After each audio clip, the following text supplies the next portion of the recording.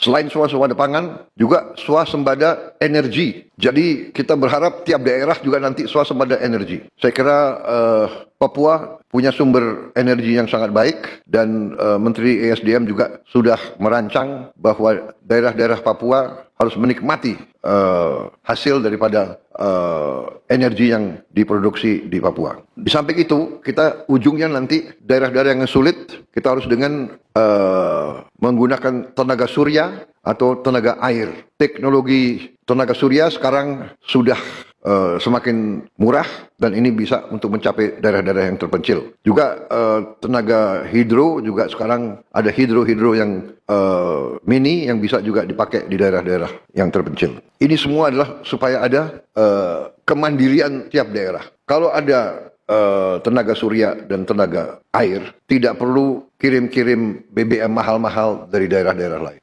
Dan juga nanti kita berharap di daerah Papua pun harus ditanam kelapa sawit supaya bisa menghasilkan juga BBM dari kelapa sawit. Juga tebu menghasilkan etanol. Singkong, kasava juga untuk menghasilkan etanol. Sehingga kita rencanakan dalam 5 tahun semua daerah bisa berdiri di atas kakinya sendiri, swasembada pangan dan swasembada energi. Dengan demikian, kita akan menghemat ratusan triliun untuk subsidi, ratusan triliun untuk import BBM dari luar negeri. Tahun ini, tiap tahun kita mengeluarkan ratusan triliun untuk import BBM. Kalau kita bisa tanam kelapa sawit, tanam singkong, tanam tebu, pakai tenaga surya dan tenaga air, bayangkan berapa ratus triliun kita bisa hemat tiap tahun.